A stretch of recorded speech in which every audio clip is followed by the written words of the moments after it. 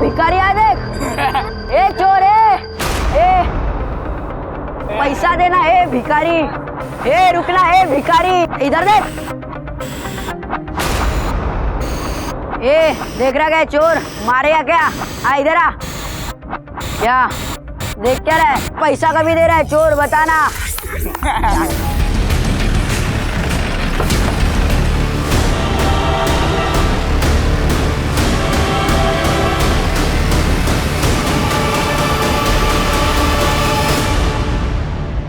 नमस्कार, मैं Renuka Shahane crime petrol के इस नए अध्याय गुमराह बचपन में आपका स्वागत करती हूँ। NCRB यानी कि नेशनल क्राइम रिकॉर्ड्स ब्यूरो के आंकड़ों के मुताबिक भारत में हर साल 35,000 से 40,000 जुवेनाइल क्राइम्स होते हैं। किसी बिल्डिंग की मजबूती उसकी नींव से होती है, ऐसी ही हमारी जिंदगी की मजबूती हमारे बचपन से होती है। अच्छे बुरे की पहचान या फिर गुनाह की शुरुआत बचपन से ही होती है। बचपन का एक हादसा आपको गुनाह की तरफ ले जा सकता है। पकड़े जाने पर जुवेनाइल होम यानी कि बाल सुधार गृह भेज दिया जाता है। फिर स्कूली शिक्षा की जगह जेल के जुवेनाइल होम में पढ़ाई होती है और फिर वहां से एक ऐसी जिंदगी का सफर शुरू होता है जो बाकी बच्चों की तुलना में काफी अलग होता है। रिहा होने के बाद जब आप बाहर की दुनिया में आते हैं तो आपके नाम के साथ किए हुए गुनाह का टैग लगभग आपकी पहचान बन जाता है।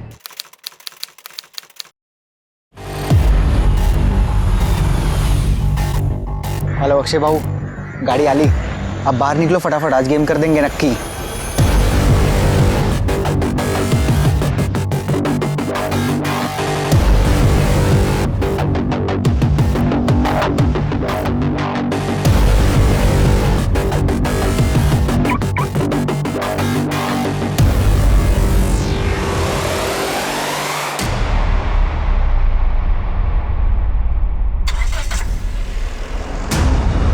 अबे चोर चोर, अरे मेरी कार चुरा ली।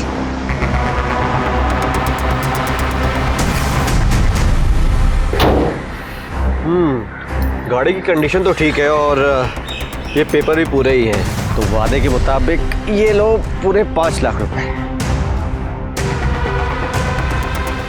अब ये आपकी। Thank you.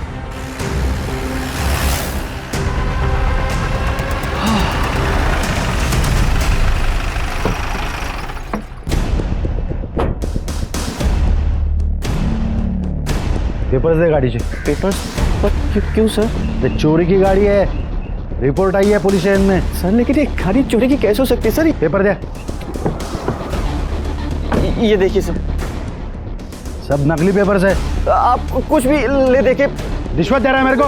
नहीं सर प्लीज। तुम्हारे साथ गलत हुआ है इसलिए तुम्हारी मदद कर रहा हूँ। जी जी। एक लड़की है, मैं जानता हूँ उसे, ऐसे टेढ़े मामले सॉल्व करती हो। Excuse me, yes. तुम हितेश हो? यस बट तुम ही वो जो पुलिस को हैंडल करोगी। बट तुम तो अभी बच्ची हो। ठीक है, अगर तुम्हें भरोसा नहीं है ना तो मैं चली जाती हूँ। नहीं, रुको रुको, मुझे क्या करना होगा? देखो, ये चोरी की कार के लिए पुलिस तुम्हें नहीं पकड़ेगी, लेकिन उसके लिए तुम्हें 1 लाख रुपए देने पड़ेंगे। 1 लाख रुपए? ठीक है, मैं 1 लाख रुपए दे दूंगा। अब तो दे दोगे, लेकिन फिर जब दोबारा पकड़े जाओगे चोरी की कार के साथ, फिर क्या करोगे? तो तुम ही बताओ मैं क्या करूँ। कार बेच दो। चोरी की कार है, इसे खरीदेगा कौन? उसकी टेंशन तुम मत लो, बिहार में ये कार ऐसे गायब करूंगी ना, दोबारा तुम्हें दिखेगी भी नहीं। इन सब में कितना खर्चा आएगा? पहले कार तो बिक जाने दो, फिर जो दिल करे दे देना। ठीक है ठीक है। तो फिर लाओ 1 लाख रुपए।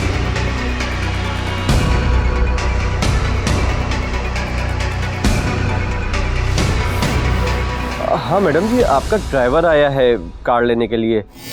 हाँ ठीक है, कार उन्हें दे दो, पैसे तुम्हें हफ्ते 10 दिन में मिल जाएंगे। हाँ भाई ले जाओ। कांग्रेचुलेशंस गाइस, चोरी के कार से हम लोगों ने 6 लाख रुपए भी बनाए और कार भी हमारे ही पास है। Well played guys, well played.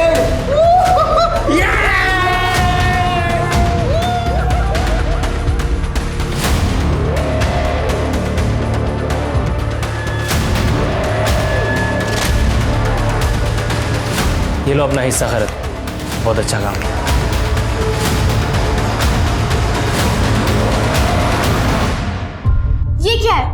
लड़की को ऐसे पेपर स्प्रे गिफ्ट देता है क्या?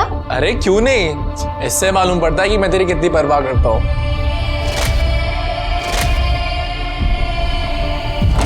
अक्षय, पड़ोस से शालिनी ताई मिलने आई, कह रही है कुछ अर्जेंट है। अक्षय भाऊ प्लीज मेरी मदद करो। प्रेमनगर के मंदिर से मैं बाहर निकल रही थी तो किसी ने मेरी गले की चेन चुरा ली। मेरी चेन, मेरी चेन। हाँ पड़ता है, इसमें मैं आपकी कैसे मदद कर सकता हूँ? पूरे मोहल्ले वाले तो बोलते हैं कि आप ही सबकी मदद करते हो। प्लीज कुछ तो करो वरना मेरा पति शाम को आके मुझे मारेगा। अक्षय इतना क्या सोच रहा है? अगर तू शालिनी की मदद कर सकता है तो करना।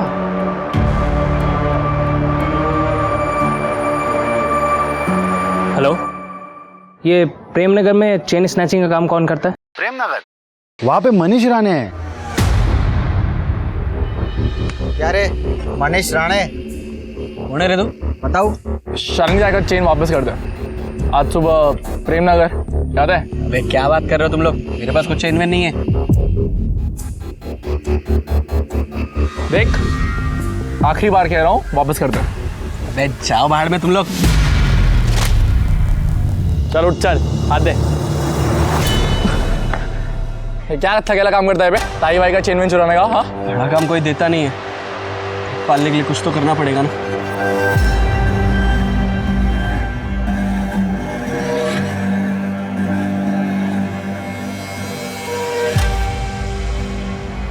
ये रख, हम बाद में बात करते हैं। चल प्रवीण। नहीं अक्षय भाऊ, इनमें से तो कोई भी मेरी चेन नहीं है। क्या पक्का? हाँ मेरी चेन तो पतली थी और ये तो बहुत ही भारी और महंगी चेन है।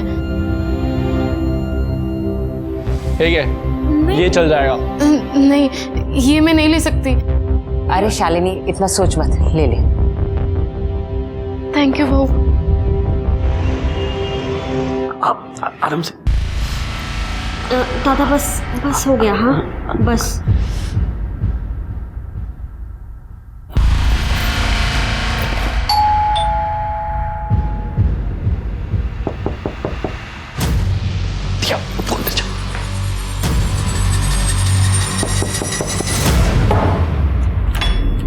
अब क्या लेने आए हैं?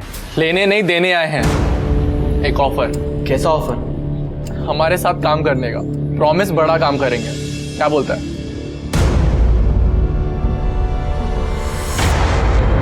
ये मेरी बहन है दिया, 5 साल पहले माँ बाप मर गए थे, तब से यही मेरी दुनिया है।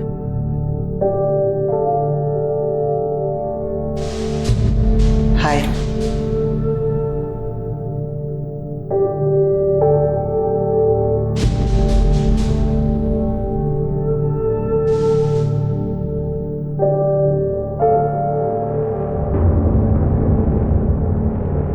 भाऊ एक बड़े काम की टिप मिली है, आप बोलो तो कुछ बड़ा कर सकते हैं।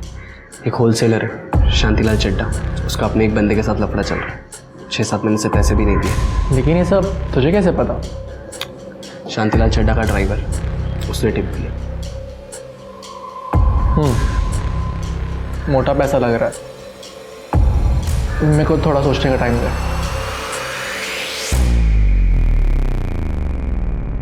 चाय में चीनी थोड़ी और चाहिए मुझे। हाँ नहीं मैं ले लूंगा, नो प्रॉब्लम। एक्सक्यूज मी, आपको कुछ चाहिए? चीनी।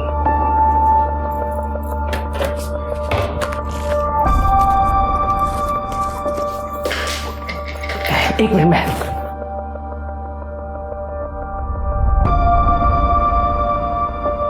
हाय, I am Sandeep. I am Diya. पूरे दिन घर के ही काम करती रहती है या कहीं बाहर भी निकलती हो? हाँ? मेरा मतलब कभी बाहर चले कॉफी पर? कि भाई तुम हमेशा बोलते हो मेरे पैसे दे दूंगा, लेकिन कब रमणीक भाई?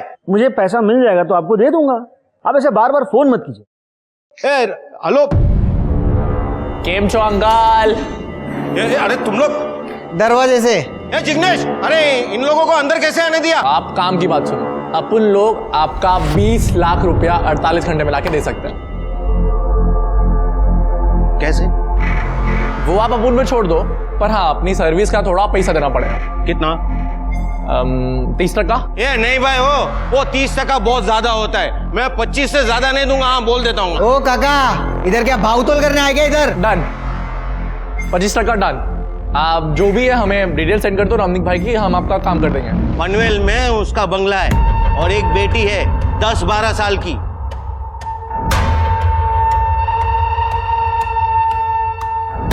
दिया को भूल जा प्रवीण, तुझसे बड़ी है। लेकिन अक्षय बाबू, पूजा भी तो तेरे से बड़ी है। इसकी वजह से तू थोड़ी ना रुक गया। गाड़ी स्टार्ट कर। भाव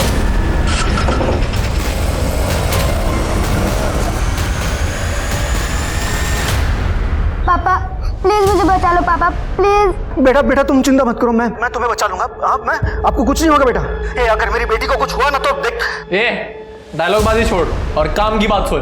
बच्ची के 10 लाख रुपए और शांति भाई के 20 लाख रुपए अलग से। और अगर पुलिस के पास गया या कुछ भी घोची किया, तेरी बेटी किधर फेंकी हुई मिलेगी मालूम ही नहीं पड़ा, समझा क्या? हाँ बोल, चाय पी तो है? अरे नहीं बाबा, विदाउट शुगर पी रहा हूँ। सर, एक खबर आई है, न्यू इंटरनेशनल स्कूल के सामने एक 10-12 साल की बच्ची का किडनैप हुआ है। कई टीचर्स, मेड्स ने और पेरेंट्स ने इस बात को कंफर्म किया है। कंप्लेंट आई है? सर, यही सबसे ज्यादा चौंकाने वाली बात है, किसी ने FIR नहीं लिखवाई है। लड़की की डिटेल्स? सर, बच्ची का नाम वीरती है, बिजनेसमैन रमनिक ठक्कर की बेटी।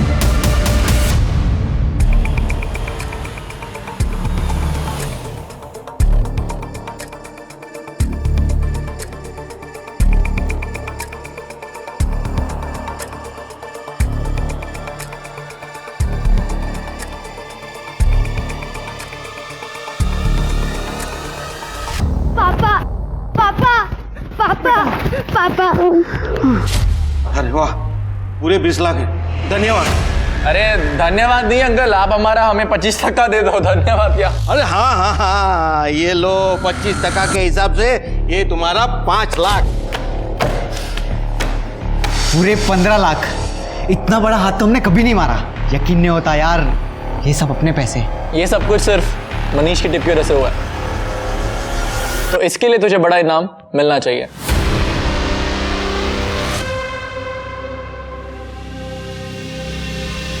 ये भी ले, ऐश कर। अब इससे तू अपने लिए गिफ्ट खरीद, अपनी बहन के लिए गिफ्ट खरीद, को जो करना है कर, ये पैसे तेरे। थैंक यू बाबू। अरे भाऊ ये क्या किया? इतने सारे पैसे क्यों दिए उसे? तो समझता नहीं है प्रवीण, मनीष अभी नया है। आज 15 लाख का टिप दिया है, कल 15 करोड़ का देगा, लेकिन ये 5 लाख उसका कॉन्फिडेंस जीतेंगे, ताकि वो सिर्फ हम लोग से लॉयल रह सके। इसको तू वन टाइम इन्वेस्टमेंट समझ। ये पैसे उठाओ और तिजोरी में रख दे। हेलो, ठीक। कांस्टेबल घरात का फोन था, कह रहा था इंस्पेक्टर ने वीरती के बाप रमनिक भाई को थाने बुलाया सवाल जवाब करने के लिए। अरे सर, मैंने कहा ना कि मेरी बेटी के साथ कुछ नहीं हुआ है। आपको क्या लगता है अगर मेरी बेटी के साथ कुछ हुआ होता तो क्या मैं चुप बैठता? कितना गुस्सा करते हो रमनिक भाई, गुस्से से थायराइड बढ़ता है। हाँ अच्छा, वो जिन लोगों ने देखा कि आपके बेटी को 2 आदमी ऑटो में ले जा रहे हैं और वो चिल्ला रही है, तो वो क्या झूठ बोल रहे हैं? और वो अक्षय के आदमी थे। हाँ नहीं सर, वो 2 जन तो मेरी ऑफिस के लोग थे। मैंने उन्हें भेजा था मेरी बेटी वीरती को स्कूल से वापस लाने के लिए। अच्छा, अच्छी बात है, अच्छी बात है। तो आपको कंप्लेंट नहीं करनी? सर, मेरी बेटी को कुछ हुआ ही नहीं है तो कंप्लेन क्यों करूं? हाँ करेक्ट, आप जाइए। ये जो CDR काटा सिर पे, पिछले 48 आवर्स में इसने किससे बात की है सब डिटेल्स चाहिए। बहुत ओवर एक्टिंग कर रहा है। और वो अक्षय, उसके गैंग की डिटेल्स चाहिए मुझे। ठीक है सर। मोंटी और भाई काफ़ी टाइम से अच्छे दोस्त हैं और उसने भाई से कहा कि वो मुझसे शादी करना चाहता है और भाई मान गया। तुमसे पूछा भी नहीं? उसे ज़रूरी नहीं लगा। तो तुम बोल दो कि तुम मोंटी से शादी नहीं करना चाहती। नहीं, मुझे डर लगता है, भाई पता नहीं क्या करेगा। और अभी तो उसने अक्षय के साथ काम शुरू किया है। कहीं तुम्हारे और मेरे बारे में पता चल गया और तो वो गैंग से अलग हो जाएगा। ठीक है, तो मैं आ जाऊंगा तुम्हारे भाई से तुम्हारा हाथ मांगने। ओके? पर तुम जो काम करते हो वो वही काम तुम्हारा भाई भी करता है, वो कोई महात्मा नहीं है। अच्छा ठीक है, अगर तुम चाहती हो कि उसके सामने बात ना हो तो हम भाग सकते। नहीं, उससे और मुसीबत बढ़ जाएगी। तुम कुछ दिन रुको, मैं ये शादी टालने की कोशिश करती हूँ और निकालती हूँ कोई रास्ता। ये रहा पिछले 3 कामों का हिस्सा, सबने बहुत बेहतर किया। एक मिनट, मेरा हिस्सा कहाँ है? हिस्सा? कैसा हिस्सा? तूने क्या किया है? क्या बोला? अरे मजाक कर रहा हूँ, देता हूँ। ये लो मैडम। तुम दोनों ने शादी के बारे में कुछ सोचा है कि नहीं?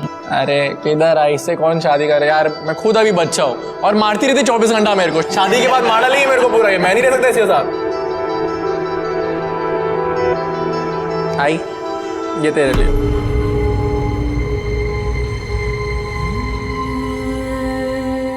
तेरे पापा जाने के बाद ये मेरा पहला जेवर है। अक्षय बाबू, आई मेरे को ना आप लोगों को एक खुशखबरी देनी है। हाँ बोल ना। मैं ना दिया की शादी करा रहा हूँ। कॉन्ग्रेचुलेशंस। अच्छा है, ये तो बहुत अच्छी बात है। अक्षय बाबू, मैं ये कह रहा था कि थोड़े और पैसे एडवांस मिल जाते तो शादी धूमधाम से होती। एडवांस तो पॉसिबल नहीं है, अभी तो सारे पैसे दिए। हाँ, पर मैं गिफ्ट के तौर पे 6 लाख रुपए दे सकता हूँ, चलेगा? अक्षय बाबू, थैंक यू सो मच। देख मोंटी, मैरिज हॉल की अगले महीने की डेट मिल रही है, क्या बोलता है?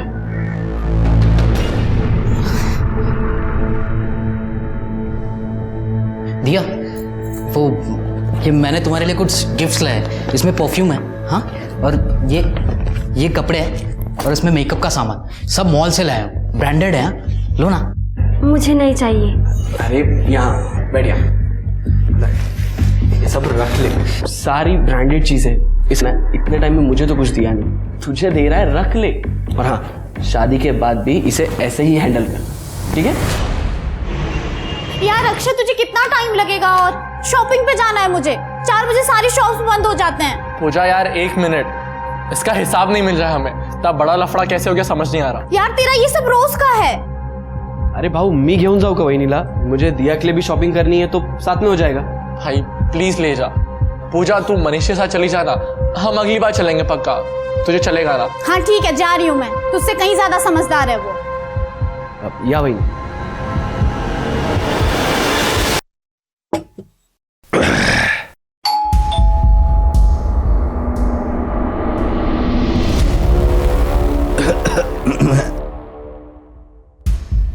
दिया, तुम यहाँ आओ ना। मैं ठीक हूँ, ज्यादा टाइम नहीं लगेगा। क्या हुआ? मोंटी, मैं तुमसे शादी नहीं कर सकती। क्यों? क्योंकि मैं किसी और से प्यार करती हूँ और ये सब नहीं रख पाऊंगी। सॉरी, मैं चलती हूँ। वहिनी, अरे अरे अरे वहिनी रुक जाओ, मैं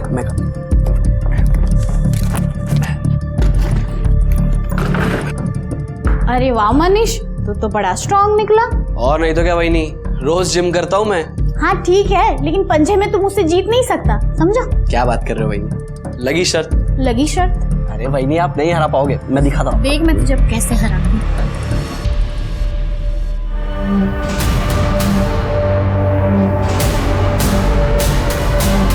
एक तरफ जहां मोंटी अपने आप को ठगा हुआ महसूस कर रहा था क्योंकि दिया के साथ उसकी शादी का सपना टूटने वाला था, वो बदले की आग में जल रहा था।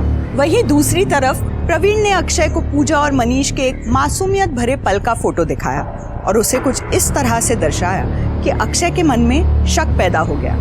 उसने ये भी कहा कि मनीष जिन लोगों से प्रोटेक्शन मनी कलेक्ट करता है उसमें से वो अपने लिए पैसे रख लेता है। धीरे धीरे प्रवीण की इन जहरीली बातों का असर होने लगा था, जिसका परिणाम बेहद ही डरावना होने वाला था। मनीष! अरे भाऊ, ना सिर्फ तू हमें पैसों की शेंडी लगा रहा है, पर तू पूजा के फंसा रहा है। नहीं भाऊ, ऐसी कोई बात नहीं है, आपको गलतफहमी हुई है। मैंने आपका 1 रुपया नहीं चुराया है और पूजा तो मेरी भाभी है। साले मेरे को ना तेरे पे कभी भरोसा ही नहीं करना चाहिए था, गद्दार है तू। सर, पर्स और मोबाइल फोन से तो लग रहा है कि मनीष राणा नहीं है। छोटा मोटा चोर है सर, बहुत बार चैन वैन चोरी करने के जुर्म में पकड़ा भी गया है सर। पता चला है कि रिसेंटली अक्षय की गैंग को ज्वाइन किया था। अक्षय की गैंग मतलब वो लड़की की किडनैपिंग? हाँ सर, उस समय उसके खिलाफ कोई सबूत नहीं था इसलिए उसे छोड़ दिया गया। लेकिन सर इस बार बहुत सारे आई विटनेस हैं, इन सभी लोगों ने देखा है सर। गया कहाँ? सर वो डर के कारण भाग गया, मैंने तावड़े को भेजा है सर। इन लोगों का कहना है कि इस बार अक्षय के साथ उसका बड़ा भाई संदीप भी था। अच्छा, बॉडी को पोस्टमार्टम के लिए भेज दो सर। अक्षय को लेके आओ। ठीक है सर। आपने मुझे मनीष राणे केस में बुलाया ना? ये रही मेरी चेक कर लीजिए। मैं उसे मारने के इरादे से गया जरूर था क्योंकि वो मुझसे धोखाधड़ी कर रहा था, पर ये गोली मैंने नहीं चलाई है। ये स्टोरी मत सुना, समझा ना? ये सब फिल्म में होता है, वहां के लोगों ने देखा है तेरे को गोली चलाते हुए। सर मैं आपको फिल्म की कहानी नहीं सुना रहा हूँ, ये मेरी गन है, आप चेक कर लीजिए। तो सब प्रोसीजर पता है रे? हाँ, क्योंकि आपको सिर्फ गन से ही मतलब है ना। चिरके बैलिस्टिक के लिए भेज दो और इसको अरेस्ट करो मनीष राणे के मर्डर केस में। चल एक सेकेंड, किस लिए? अरे पर मैं तो आपके पास सामने से आया ना। मैंने कहा था ना, ये अक्षय ने ही मनीष का खून किया है और तुम अब भी उसी के भाई के साथ शादी करना चाहती हो। तुमने अपना भाई खोया है और मैंने मेरा दोस्त। अब मैं ही तुम्हारा रखवाला हूँ, इसलिए मुझसे शादी कर लो। हाँ, हाथ मत लगाओ मुझे, तुम मेरे भाई की मौत हो गई है और तुम्हें मुझसे शादी करनी है, और जो तुम ये सब बोल रहे हो ये सब झूठ है। नहीं बात ही मैं ये, मैं चाहती हूँ अक्षय को, वो मेरे भाई को कभी मार ही नहीं सकता क्योंकि उसके लिए तो मेरा भाई संदीप के जैसा है ना। और मैं शादी करूंगी सिर्फ संदीप से करूंगी, नहीं तो हमेशा कुंवारी रहूंगी। अगर तुम मेरी नहीं हुई ना तो मैं किसी और की होने भी नहीं दूंगा, याद रखना। सर मनीष की पीएम रिपोर्ट आ गई है सर। रिपोर्ट के हिसाब से उसकी मौत पेट और गले पर गोली लगने की वजह से हुई है, और सर बैलिस्टिक रिपोर्ट के हिसाब से वो दोनों ही गोलियां अक्षय की गन से फायर नहीं की गई थी। इसका मतलब अक्षय सच बोल रहा था? अक्षय कभी झूठ नहीं बोलता है और यही वजह है कि सब लोग उसे पसंद करते हैं। आप? मैं मरकन सावंत, अक्षय का वकील, और ये रहे उसके रिहाई के पेपर। कितना टाइम लगेगा सर उसमें? सर सगळे डॉक्युमेंट साइन करून घेतले। हम चले सर? चाय मंगाओ? Thank you. जाइए। एक सेकेंड सर, एक बात कहूँ आपसे, आप है ना असली किलर को ढूंढिए, क्योंकि मैं भी वही करने वाला हूँ। मनीष के लिए इतना तो बनता है। शिरके, मनीष राणे की फाइल फिर से चेक करो, देखो इस अक्षय के खिलाफ कुछ सबूत मिलता है। सर मैं 2 बार ऑलरेडी चेक कर चुका हूँ, मुझे नहीं लगता कि कुछ मिलेगा। ये अक्षय के साथ उसका एक दोस्त रहता है ना, प्रवीण, हो सकता है उसके पास गन हो और ये फायर उसके गन से हुआ हो, या तो फिर अक्षय की गर्लफ्रेंड पूजा, उसके पास भी गन हो सकती है और ये फायर उसके गन से हुआ होगा। अब किस बात का इल्जाम लगाना है आप मुझ पर? तुम्हारे घर का सर्च वारंट है हमारे पास, तुम्हारे भी। चिरके इसके साथ जाओ। चल चल। तृप्ति पूरा घर छान मारो। सर।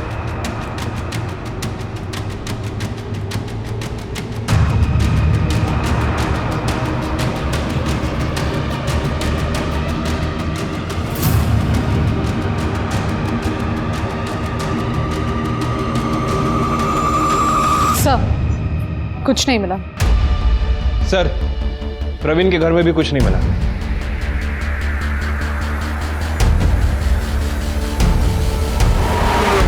यहाँ क्यों बुलाया मुझे, वो भी अकेले? अब क्या मुझे फ्रेम करना चाहते हो? पूजा, आपके लिए एक ऑफर है मेरे पास। एक काम करो, तुम पुलिस विटनेस बन जाओ, सब कुछ सच सच बता दो। ये अक्षय के कौन से लीगल इलीगल धंधे सब कुछ बता दो। मैं तुम्हें प्रॉमिस देता हूँ, प्रोटेक्शन दे दूंगा मैं तुमको। दिमाग तो ठीक है ना आप लोगों का? पता भी है क्या बोल रहे हो? Hello, mind your language. एक तो अक्षय ने कुछ किया नहीं है, और अगर किया भी होता तो मैं तुम लोगों को क्यों बोलूंगी? ठीक है, मत बताओ, पकड़ा जाएगा, उसके साथ साथ तुम भी पकड़ी जाओगे। तो मुझे ऐसा लगता है कि अभी सही वक्त है कौन से साइड जाना है ये सोचने का। अपना फ्यूचर क्यों खराब कर रही हो? आपने कभी किसी से प्यार किया है? क्रिमिनल्स प्यार करने का टाइम ही नहीं देते। अगर प्यार किया होता ना तो जरूर समझते कि मैं अक्षय को कभी धोखा नहीं दूंगी। और रही बात मेरे फ्यूचर की, तो मेरा फ्यूचर तो मेरे अक्षय के साथ ही है। अब आपकी ये पूछताछ खत्म हुई तो मैं घर जाऊं, मुझे और भी बहुत काम है। हाँ जाइए, ऑल द बेस्ट, फ्यूचर बनाइए अपना अक्षय के साथ। शिरके, प्यार सच में आंधा होता है। सर, हे लोग सगळे येडे डोक्याचे आहेत। ये अक्षय कोई नया क्रिमिनल नहीं है। अक्षय जब स्कूल में था ना, तभी वो उसने एक लड़के का मर्डर किया था। लेकिन सर, अक्षय के केस की इन्वेस्टिगेशन में ये सब बातें तो सामने नहीं आई हैं। नहीं, उस वक्त वो माइनर होगा ना, तो रिपोर्ट क्लासिफाइड नहीं होगी। उस वक्त इन्वेस्टिगेशन ऑफिसर कौन था? 6-7 साल पहले दिनेश भोसले साहब सीनियर ऑफिसर थे, उन्होंने केस हैंडल किया था। ये लीजिए केलकर साहब, आपकी 4 चम्मच वाली चाय। Thank you. एक बात बताओ भोसले साहब, 4 चम्मच शक्कर की चाय दिमाग की बत्ती जलाए। बिल्कुल सही, बिल्कुल सही। हाँ, तो आपको अक्षय अरुंधकर के बारे में जानना है।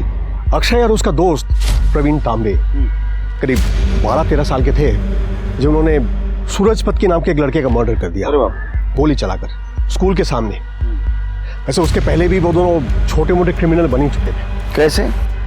अक्षय अपने दोस्तों को पैसे डबल करने का स्कीम बताता था, और उसका कहना था कि उसके पिताजी ने भी इस स्कीम में काफ़ी पैसे इन्वेस्ट किए और काफ़ी कुछ अर्न भी किया है, लेकिन कोई भी बच्चे उस पर विश्वास ही नहीं करते थे।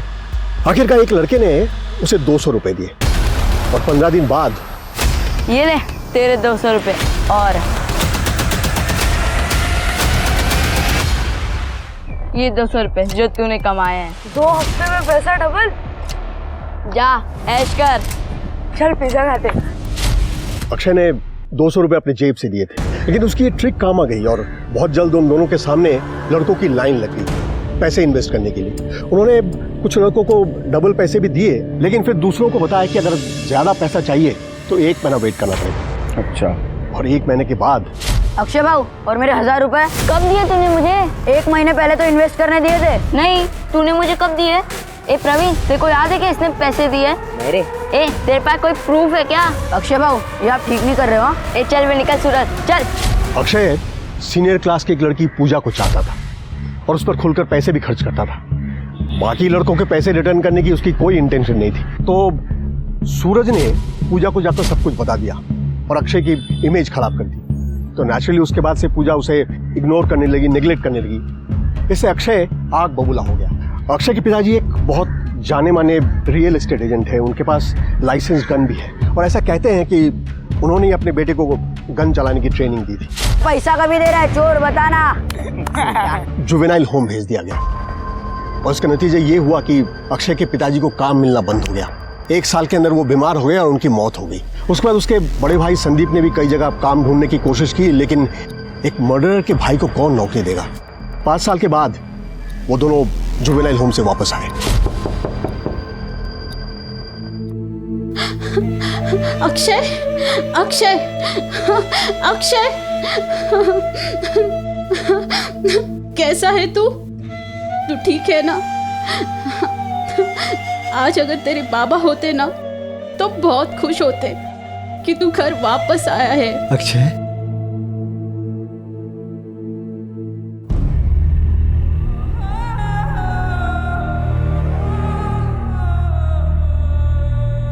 आई जौलो नरक से भी बदतर है।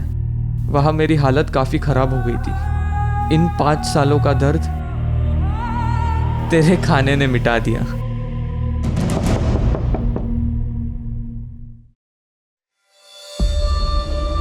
प्रवीण? संदीप दादा, मेरे पापा ने मुझे घर से बाहर निकाल दिया है। मुझे पता नहीं मैं कहाँ जाऊँ। सही जगह आया है तू, अंदर आ जा। खा बेटा, आज से तू मेरा तीसरा बेटा है। दोनों बच्चों ने फिर से नए से शुरुआत करना चाहा। अक्षय की माँ ने तो कई स्कूल में उसका एडमिशन करने की भी कोशिश की। ए चोर है, ए चोर, हमने तो स्कूल में क्यों आया? अरे चोर सुनना, ए चोर रिटर्न जा इधर से। लड़कों ने जो कुछ भी किया था दुनिया उसे भूलने नहीं दे रही थी। कई गैंगस्टर से तो उन्हें अपने ग्रुप में ज्वाइन करने का ऑफर भी दिया, लेकिन दोनों बच्चों ने ऑफर रिजेक्ट कर दिया। आखिरकार खार घर के एक स्कूल ने उन्हें एडमिशन दिया, लेकिन ये वो जगह थी जहां इनकी तकलीफें और ज्यादा बढ़ गई। कैसा लगा तुझे नया स्कूल? अब तक तो अच्छा है। मैंने बोला था ना तुझे एक नई शुरुआत मिल जाएगी यहाँ से। कुछ पानी पूरी खाएगी? अच्छा भैया, डॉक्टर। अरे अमन, मेरा फोन ही किसी ने चोरी कर लिया। ये इसने चुराया होगा। ईशा, 5 साल पहले जो स्कूल में मर्डर हुआ था याद है? वो इसी ने तो किया था। अक्षय और प्रवीण को खारगर के स्कूल से निकाल दिया गया। जुवेनाइल होम से निकलने के बाद सोसाइटी ने तो पहले ही उनका साथ छोड़ दिया था, तो अक्षय ने क्राइम का रास्ता चुना। वैसे भी लोग उसे क्रिमिनल मानते थे। हमें कभी भी उनके खिलाफ कोई प्रूफ नहीं मिला, इसलिए हम कभी उन्हें पकड़ नहीं पाए और बहुत जल्द मेरा ट्रांसफर वाशी हो गया। सर एक मिनट। हेलो सर, एक बॉडी मिली है। क्या? तू हंस रहा है? वो पुलिस वाला मुझे तेरे खिलाफ गवाही देने के लिए बोल रहा था और तू यहाँ बैठ के मेरे ऊपर हंसे जा रहा है। मैं हंस रहा हूँ क्योंकि तू एक नंबर की झल्ली है। लेकिन अगर मैं तेरी जगह होता ना तो मैं वो ऑफर ले लेता। अरे मुझसे हजारी का तेरा गोल्डन टिकट था वो। मैं मर जाऊंगी लेकिन ये सब कभी नहीं करूंगी। एक सेकेंड, तू क्यों मरेगी मेरे लिए? हमारा रिश्ता ही क्या है?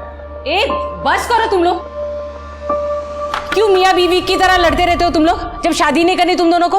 आई मुझे शादी करनी है इससे। किसने बोला आपको कि मुझे नहीं करनी इससे शादी? अब मैं बचपन से तो इसी के साथ ही हूँ ना, मुझे इसी से ही शादी करनी है। तू मुझसे शादी करेगी? आई तू घर में जो भी सिंदूर मंगल से जो भी तू लेके इन लोगों का भरोसा नहीं, पलट जाती कभी भी। चाचा जल्दी जा। अब तू फंस गया। अब अभी भी कोई लड़का है तो बता दे। ये ले।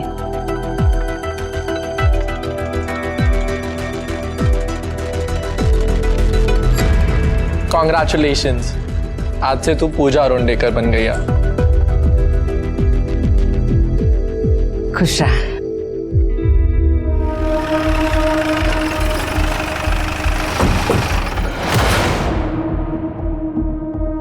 सर ये देखिए, गोली हार्ट और स्टमक पे लगी है। सर आई थिंक ये दिया राणे है, मनीष राणे की बहन। सर दिया राणे ही है। लेकिन ये इतनी सुनसान जगह क्या करने आई थी? सर जमीन पर ब्लड देख के लग रहा है कि शायद इसका मर्डर यही हुआ है। श्रुति, बॉडी को पोस्टमार्टम के लिए भेज दो और मुझे बैलिस्टिक रिपोर्ट चाहिए। सर सिर के इसके डिटेल्स निकालो। ठीक है सर। सर खबर मिली है कि दिया एंगेज थी और कुछ महीने बाद उसकी शादी मोंटी दुबे से होने वाली थी। इसका मतलब ये काम किसी एक तरफा लवर ने किया होगा या तो एक्स बॉयफ्रेंड ने। सर हो सकता है। वैसे सर ये भी पता चला है कि दिया इस शादी से खुश नहीं थी। उसका अफेयर संदीप अरुणडेकर के साथ चल रहा था। संदीप अरुणडेकर मतलब अक्षय का बड़ा भाई? हाँ सर। तो इसका मतलब अक्षय के पास मर्डर का मोटिव है। ले गया उसको? सर आप हर क्राइम मुझ पर ही डाल रहे हैं, और वैसे भी मैं दिया को क्यों मारूंगा भला? क्योंकि दिया को लग रहा था कि उसके भाई का मर्डर तूने किया और इसलिए दिया ने तेरे भाई संदीप से शादी करने से मना कर दिया। जो गुस्सा आया तूने उसको मार दिया। सर दिया ने मुझे खुद फोन करके कहा था कि वो मान ही नहीं सकती कि मैं मनीष को तकलीफ पहुंचाऊंगा। मर्डर तो बहुत दूर की बात है सर। तेरे इस कहानी पे मैं यकीन कैसे करूं? आप मेरा फोन रिकॉर्ड चेक कर लो। मैं खुद दिया की मौत से टेंशन में हूँ सर। मेरे भाई का रो रो के बुरा हाल है। आप जानते भी कि उस पर क्या बीत रही है। जैसा कि अक्षय ने कहा था, फोरेंसिक रिपोर्ट में भी क्लियर हुआ कि उसकी गन दिया को मारने के लिए इस्तेमाल नहीं हुई थी। मकरन सावंत ने ठीक समय पर आकर अक्षय को आजाद करवा लिया। पुलिस ने संदीप और मोंटी दोनों से पूछताछ की और दोनों ने ही मर्डर में अपना हाथ होने से इनकार किया। संदीप ने दिया के मैसेजेस पुलिस को दिखाए, जिसमें साफ लिखा था कि वो उसके साथ भागकर शादी करना चाहती है क्योंकि वो मोंटी से शादी नहीं करना चाहती थी। पुलिस को पता चला कि पनवेल के एक गन सप्लायर ने दिया के मर्डर से ठीक एक दिन पहले एक लड़के को गन सप्लाई की थी। जब सप्लायर को अक्षय, संदीप और प्रवीण की फोटो दिखाई तो उसने उन्हें नहीं पहचाना। पुलिस ने जब मोंटी की फोटो दिखाई तो सप्लायर ने बताया कि मोंटी ने ही गन खरीदी थी। पुलिस ने मोंटी को शक के बिना पर अरेस्ट कर लिया। पुलिस को लग रहा था कि ये केस भी मनीष मर्डर केस की तरह ही था, लेकिन तभी कि दिया की मौत मोंटी की गन से नहीं हुई थी, बल्कि दिया की मौत उस गन से हुई थी जिससे मनीष का मर्डर हुआ था। तो फिर ये मर्डर्स किसने किए थे और किस गन का इस्तेमाल हुआ था? और तब पुलिस के द्वारा एक बार फिर मोंटी से पूछताछ करने के बाद एक चौंका देने वाली बात सामने आई। बोला? हाँ सर, वो दिया ने मुझे बताया था कि संदीप और वो एक दूसरे से प्यार करते हैं, लेकिन मैं क्या करता? मैं तो इतने सालों से उसको अपनी बीवी बनाने के सपने देख रहा था और मुझसे वो भूल ही नहीं जा रही थी सर। फिर एक दिन वो प्रवीण ने मुझे बोला कि मैं कितनी बड़ी बेवकूफ़ी करने जा रहा हूँ। ये प्रवीण कौन? अक्षय का दोस्त? हाँ सर, प्रवीण वही मुझे उस जगह पर लेकर गया था जहाँ पर वो संदीप और दिया को मैंने हम बिस्तर देखा। मोंटी यार, मुझे तेरे लिए बहुत बुरा लग रहा है यार। शादी तेरी तय हुई है और वो संदीप दिया के साथ मजे कर रहा है। तेरा दिल बहुत बड़ा है यार। तेरी होने वाली बीवी को तो किसी और के साथ देख सकता है। अब मैं क्या कर सकता हूँ? वो दोनों तो प्यार करते हैं ना एक दूसरे से। प्यार? प्यार बोलता है? देख भाई, तेरा तो पता नहीं, लेकिन अगर तेरे बदले मैं होता ना, दिया को जिंदा नहीं छोड़ता। तो तेरा क्या मतलब है? मैं भी दिया को मार दूं? मैं तो मार देता भाई, मेरी सेल्फ रिस्पेक्ट है। तू देख ले तेरे को जो करना है वो। वैसे मेरे पास वो गन डीलर का नंबर है। तो तूने गन प्रवीण के कॉन्ट्रैक्ट से खरीदी?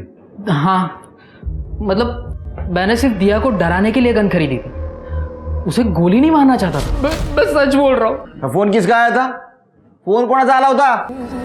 प्रवीण का। एक बात बता, तू दिया को मारते मारते रुक गया, हाँ? प्रवीण को कैसे पता चला? इसका मतलब प्रवीण वहां था। मुझे नहीं मालूम। एक काम करो सिद्धि, 23 अगस्त को प्रवीण दोपहर 2 से 4 के बीच कहाँ था ये चेक करो और उसके घर की दोबारा तलाशी लो। अगर वो दिया को मार सकता है तो मनीष को भी उसने मारा होगा। और सुन, अगर तेरी बात झूठ निकली तो ये बालों का झूला बना के झूलूंगा। सर आप फिर आ गए? ये सर्च करो सर, पूरा कोना कोना सर्च करो, कुछ ना कुछ जरूर होगा। सर आपको गलतफहमी हुई है, तो मेरे घर में कुछ नहीं मिलने वाला। चुपचाप खड़ा रहे।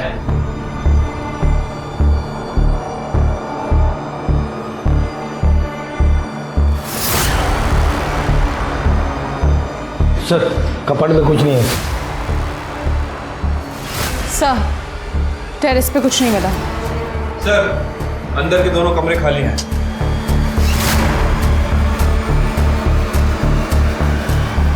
बेटा सर, मैंने कहा था कुछ नहीं मिलेगा। आप लोग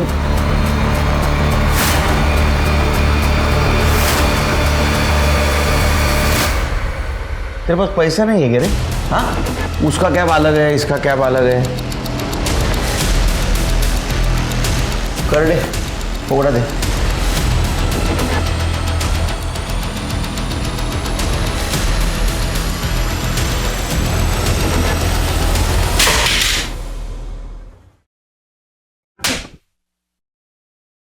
दिया और मनीष को जिस गन से फायर किया था वो गन तेरे घर में मिल गई। इतना ही नहीं, जिस जगह उनका मर्डर हुआ वहां का तेरा लोकेशन दिखा रहा है। तो जब अक्षय और मोंटी ने दिया और मनीष के ऊपर गन तानी थी, उन्हें कॉल किया था मोंटी को, है ना?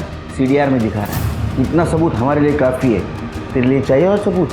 बता, क्यों मारा उनको? इतने सालों से सिर्फ मैं ही अक्षय का सच्चा दोस्त था। अरे सर, वो सूरज को उसने 4 गोली मारी थी बिना किसी गलती के। सूरज के मर्डर में भागीदारी बना दिया मुझे। हम लोग 5 साल जुएनाल में साथ में रहे, हर तरीके के टॉर्चर, दर्द सब साथ में सहन किए। मेरे तो माँ बाप भी छोड़ के चले गए थे, लेकिन मैंने अक्षय को नहीं छोड़ा था। बिना कोई सवाल किए मैंने अक्षय की गैंग ज्वाइन कर ली। मुझे लगा वो बराबरी का हिस्सा देगा, लेकिन अरे भाऊ रुक क्यों गया तू? मारना, ठोक दे उसको। पार्टनर रखने के बदले उसने मुझे प्यून बना कर रखा था। जब मनीष ने गैंग ज्वाइन किया, उसको भाई की तरह रखने लगा। सर मैं मानता हूं मुझे दिया पसंद थी, लेकिन संदीप ने मुझसे दिया को भी छीन लिया। अगर संदीप और दिया की शादी हो जाती, मनीष और अक्षय और करीब आ जाते। बस सर इसी बात के लिए मैंने मनीष के खिलाफ अक्षय के कान भरना शुरू कर दिए। उसके बाद तूने मोंटी के दिमाग में दिया के खिलाफ जहर भर दिया ताकि शक संदीप पे जाए। हाँ सर, दिया तो मुझे वैसे भी नहीं मिलने वाली थी। इससे अच्छा होता वो मर जाती। वो बेवकूफ मोंटी अक्षय ने कभी भी मेरे कामों की कदर नहीं की, इसलिए मुझे अपना क्रेडिट खुद छीनना पड़ा। और सर वैसे भी ये गैंग मुझे चलाना चाहिए था, सबका बाहू मुझे बनना चाहिए था। क्या सोच है तेरी? हाँ, तुझी उंची किती, विचार केवढे? अरे भाऊ बनना था तो अच्छे लोगों का भाऊ बनना है ना। ये क्या है? अब ट्राई कर जेल में बैठ के भाऊ बनने का। हाँ?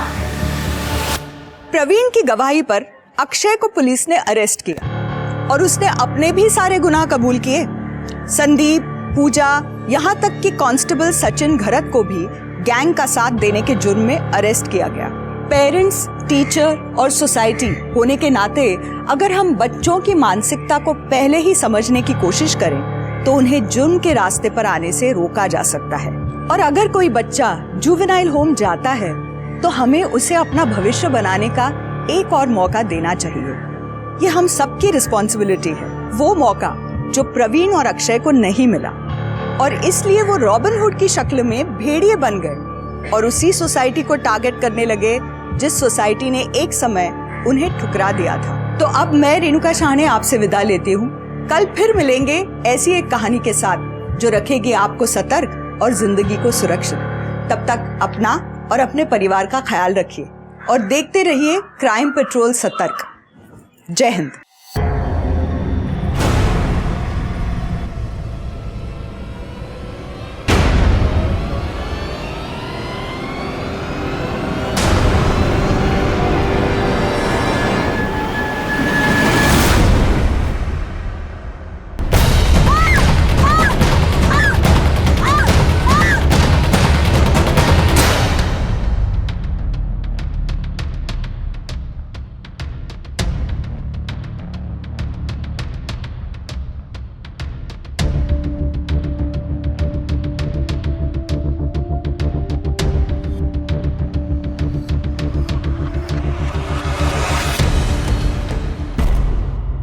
नमस्कार, मैं रेणुका शाहने क्राइम पेट्रोल के इस नए अध्याय गुमराह बचपन में आपका स्वागत करती हूँ।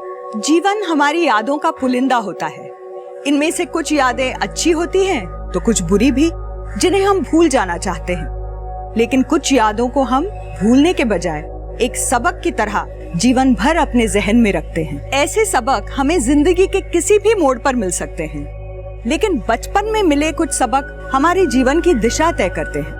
चीजों के प्रति हमारे नजरिए हमारी प्रतिक्रियाओं को तय करते हैं। ये सच है कि अपनी जिंदगी पर हम सभी पूरा नियंत्रण चाहते हैं, लेकिन जिंदगी तो अप्रत्याशित है और अप्रत्याशित चीजें कभी अच्छी होती हैं तो कभी बुरी। जो चीज अप्रत्याशित नहीं है वो है बुरी चीजों के लिए हमारी प्रतिक्रिया, जिसे नियंत्रित करना हमारे हाथ में होता है। अक्सर जब ये प्रतिक्रियाएं अनियंत्रित हो जाती हैं तो चौंकाने वाले अपराध सामने आते हैं। ऐसे अपराध जिन्हें समझना और सुलझाना दोनों ही टेढ़ी खीर जैसा होता है।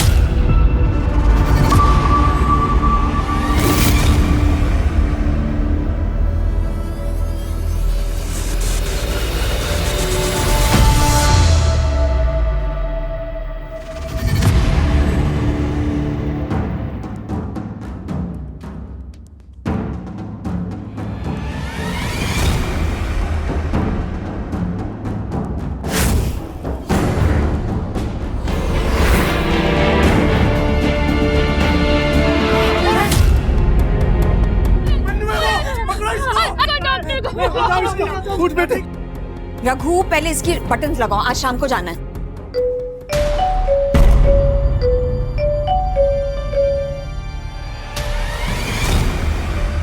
हेलो, हाँ जी हाँ जी हाँ जी मैडम, आपका सूट तैयार है, एकदम रेडी है जी। आप शाम को आके ले जाना। हाँ जी, वो मनु ने पूरन का सर फोड़ दिया, सब घेरे खड़े हैं उसे। रघु संभाल लेना। चल चल चल जल्दी कर, चप्पल पहन।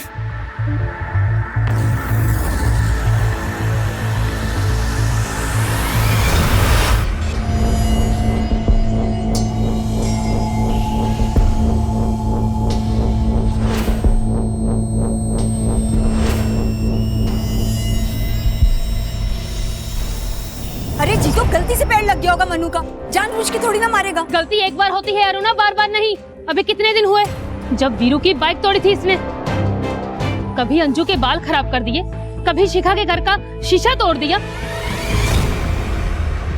और तू बोल रही है कि गलती से गमला गिरा दिया इसने मेरे बेटे के सर पर। अरे तो माफी मांग रही हूँ ना तुझसे, माफी मांग रही हूँ ना इसके लिए। बच्चा है, माफ कर दे। बच्चा नहीं है ये, बल्कि अपने भगौड़े बाप पे गया है जो हमारे चिट फंड के पैसे लेकर भाग गया। भागे नहीं है वो। तो कहाँ है पिछले 1 साल से? कहाँ है तेरा पति विमल? जीतो, देखो जो हुआ है बच्चे से हुआ है, अब उसे फांसी पे लटकाओगी क्या? अरुणा, तुम बच्चों को लेकर घर पे जाओ।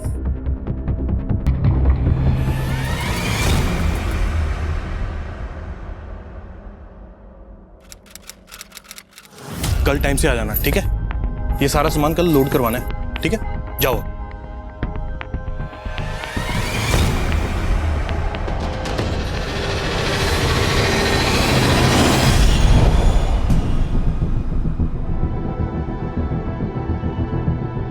ओ वीरे, लगता है लॉटरी वॉटरी लग गई है तेरी। ओ पार्टी शार्टी का कर दे। ये रख दो। क्या हुआ, आप परेशान लग रहे हो? तुम तो जानती हो कि पैसों के साथ मेरी किस्मत अच्छी नहीं है। अब तो लग रहा है कि ऐसे ही फिजूल में ये चिटफंड की जिम्मेदारी ले ली। आप चिंता मत करो, मैं इसे संभाल के रखूंगी।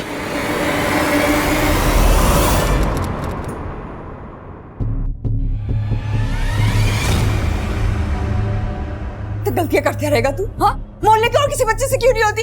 कब तक लोगों को मैं तेरे लिए सॉरी सॉरी बोलती रहूंगी? सॉरी।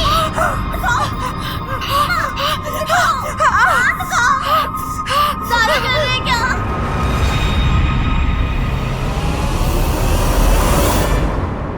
देखो तुम मनु के बारे में बाद में सोचना, पहले डॉक्टर के पास चलो। तुम्हारा हाथ देखो कितना जल चुका है।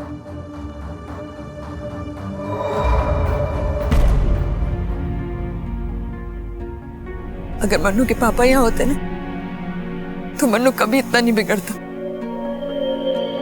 अब मैं काम संभालूं, बच्चों को देखूं या फिर मन्नू पे नजर रखूं? अब ना, अगर विमल यहाँ पे नहीं है तो क्या हुआ? मैं हूं ना। तुम्हें कोई भी प्रॉब्लम आती है ना, मुझे बताओ, मैं सब संभाल लूंगा। और रही बात मनु की, मैं करता हूँ कुछ।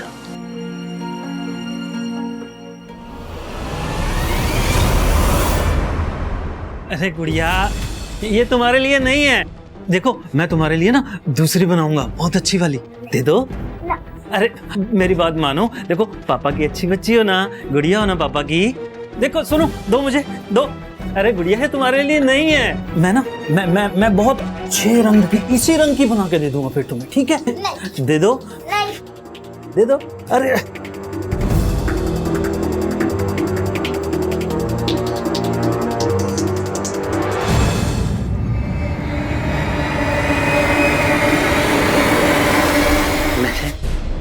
ये तुम्हारे लिए बनाया है मैंने मीतू।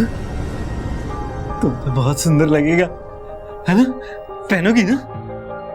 ये पहन के ना बहुत बहुत सुंदर लगोगी तुम। हाँ, बहुत सुंदर लगोगी तुम। मैंने बनाया है, मैंने।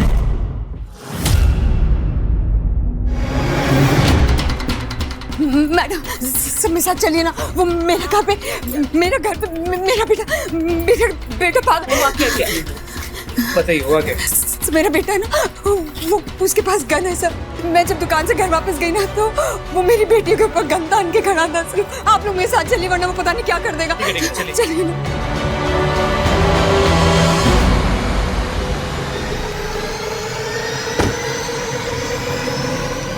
सर जल्दी।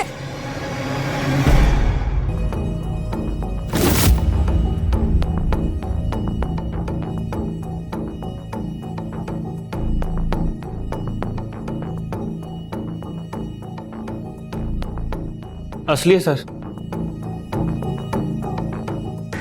यही है आपका बेटा मन्नू। जी।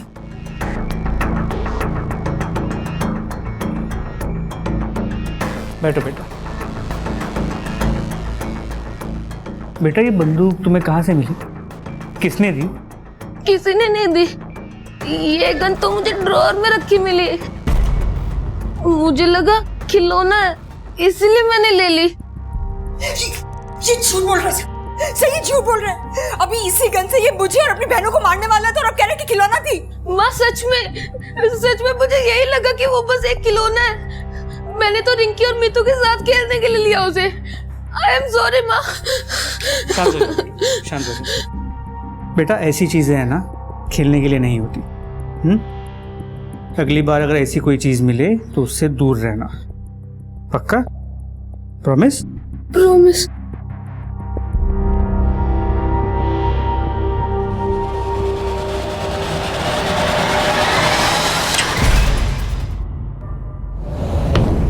समाना कि मन्नू मेरा बेटा है, लेकिन वो बहुत खतरनाक है। आप उसे ऐसे ऐसे अकेले छोड़ के नहीं जा सकते। छोड़ना तो हमें आपको नहीं चाहिए। इस तरह गैर कानूनी तरीके से आपने घर में बंदूक रखी हुई है। कहाँ से आई वो बंदूक? मुझे नहीं पता, शायद मेरे पति की होगी। बुलाइए अपने पति को। भाग गया सर, हम सबके चिटफंड के पैसे लेकर 1 साल पहले ही भाग गया। सर मुझे नहीं पता कि मेरे पति का, वो 1 साल से गायब है।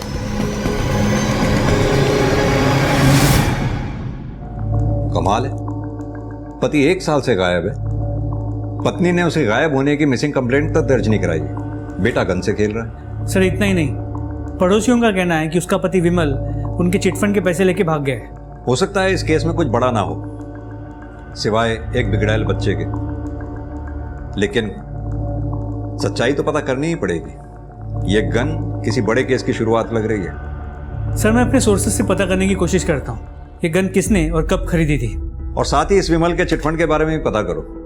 क्या सच में ही वो लोगों के 10 लाख रुपए लेके भागा था या फिर कहीं छुपा बैठा है? ठीक है सर।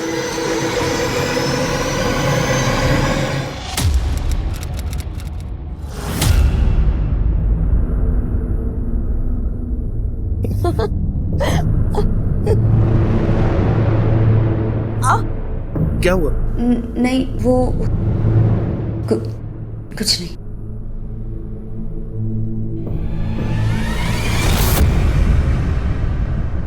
कौन है? कौन है वहां? कौन है? कौन है यहां? क्या हुआ? कोई था यहां पे? कोई था? हाँ। तुम भी ना? कोई नहीं, चलो आओ ना।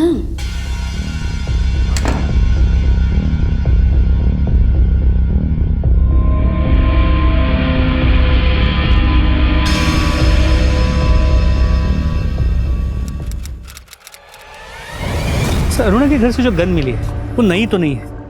अगर नई होती तो ये जो अवैध रूप से गोली बंदूक का बिजनेस करते हैं इन्हें पता होता कहाँ से खरीदी, कब खरीदी, लेकिन उन्हें इस बंदूक के बारे में कुछ भी नहीं पता। तो फिर क्या वो गन विमल ने खरीदी थी? विमल ने खरीदी थी या नहीं ये कहना मुश्किल है, लेकिन जब विमल का बैकग्राउंड चेक किया तो सस्पिशियस बात सामने आई। 1 साल पहले जब विमल गायब हुआ था मोहल्ले के चिटफंड के 10 लाख रुपए उसके पास थे और उसके बाद विमल को किसी ने नहीं देखा। उसकी बीवी अरुणा जैसे तैसे अपने 3 बच्चों को पाल रही है। और अरुणा का बेटा वो मन्नू, उसके बारे में कुछ पता चला? सर मन्नू ने तो पूरे मोहल्ले के नाक में दम कर रखा है, किसी से नहीं डर, पर जब से बाप गायब हुआ है तब से हाथ से छूट गया। मैंने उसे समझाया तो है, तो देखते हैं क्या असर होता है।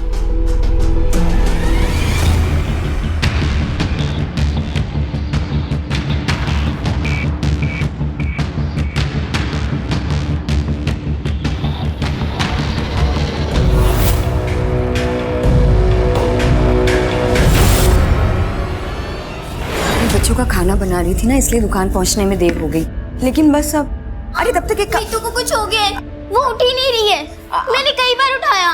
माँ चलो चलो। अच्छा तब तक एक काम करो, मैं ड्रॉर में ना नाप रखा है तो वहां पे उसको, हाँ उसी नाप से बना लो।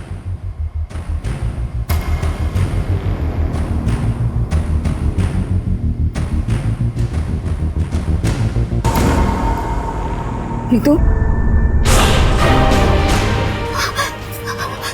मीतू मीतू मीतू। अरुणा का डर आखिरकार सही साबित हुआ था। उसकी बेटी मीतू की जिंदगी शुरू होने से पहले ही खत्म हो गई थी।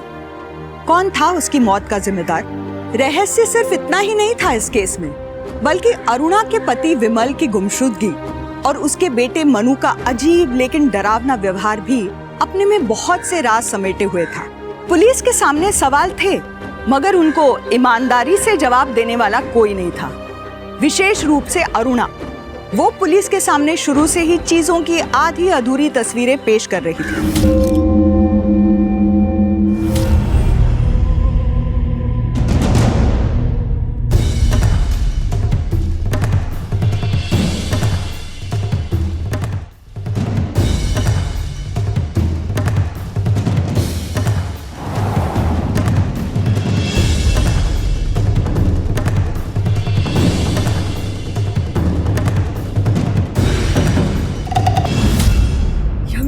मर गई और आप मेरे पति के लिए पूछ रहे कि मैंने उनकी मिसिंग कंप्लेंट क्यों नहीं करवाई?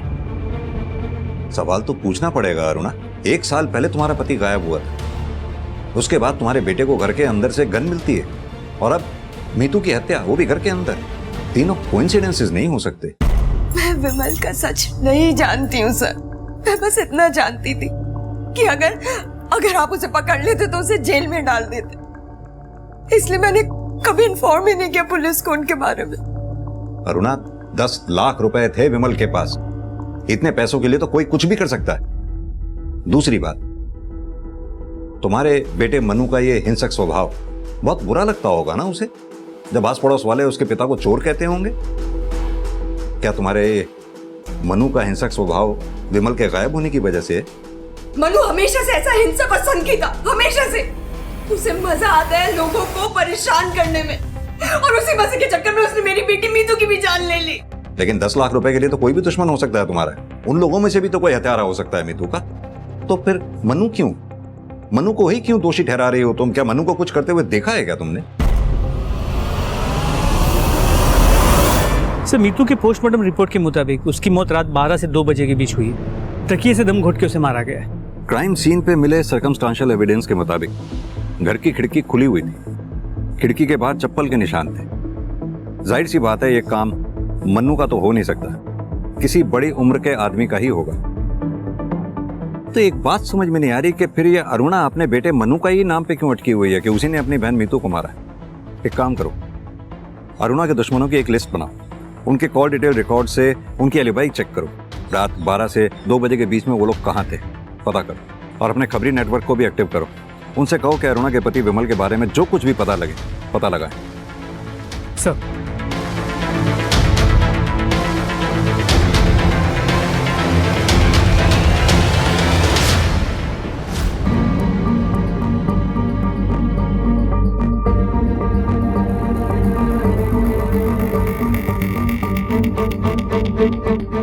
सर, सर ये जूते का प्रिंट 7 या 8 नंबर का लगता है।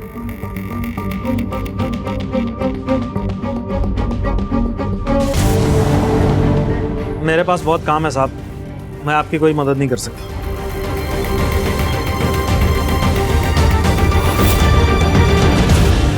तुम्हारे यहाँ तो सब बड़ों के कपड़े हैं, ये बच्चे के कपड़े यहाँ कैसे हैं?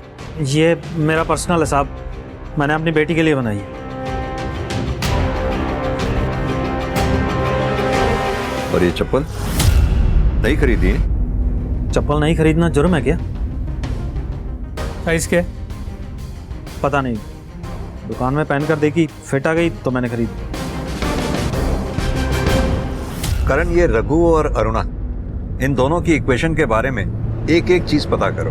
पहले हमें लगता था कि अरुणा ही हमसे कुछ छुपा रही, अब तो ये रघु, ये भी डाउटफुल है। नई चप्पलें खरीदी हैं, खुल के बात करने को तैयार नहीं। जल्द से जल्द केस सॉल्व करो भाई। पहले ही हमारे ज्यूरिसडिक्शन में 2 केसेस अनसॉल्व्ड हैं। एक में किलर फरार है, दूसरे में यही क्लियर नहीं है कि सुसाइड है या मर्डर, और अब ये तीसरा मीतू का केस। जल्दी अगर सॉल्व नहीं किया ना तो मीडिया आसमान सिर पे उठा देगा। सर, मैं जल्द से जल्द पता करने की कोशिश करता हूँ।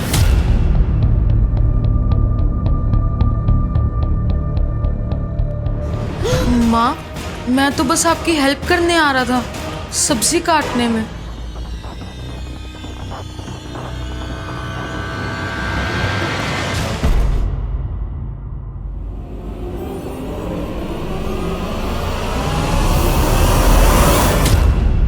देवेद, तुम्हें यहाँ नहीं आना चाहिए था।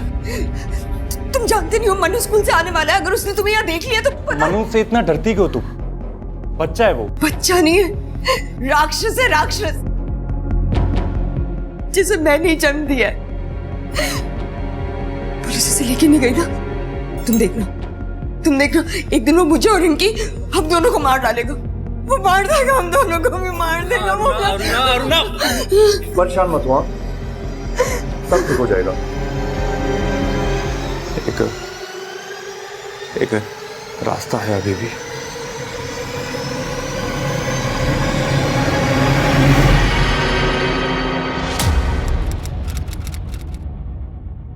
करण, इन बच्चों के केसेस में भी अभी तक कुछ हाथ नहीं लग पाया हमारे।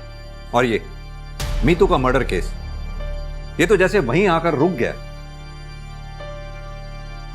कुछ तो है जो हम मिस कर रहे हैं। सर मैम रुकिए रुकिए, आप कहाँ जा रहे हैं? सर मेरे को पूजा आने दो। सर मेरा मनु कहीं गायब हो गया है। गायब हो गया? वो मार देगा, हम दोनों को भी मार देगा वो। अरुणा परेशान मत हुआ, सब ठीक हो जाएगा। एक रास्ता है अभी भी। सर अब मैं इसे नहीं संभाल सकती, हाथ से निकल गया है मेरे। आज भी इसे बेहोशी की दवा दी है तब यहाँ ला पाई हूँ। आपने अच्छा किया, अच्छों को सुधारा है हमने, इसे भी सुधार देंगे। आराम से घर जाइए आप।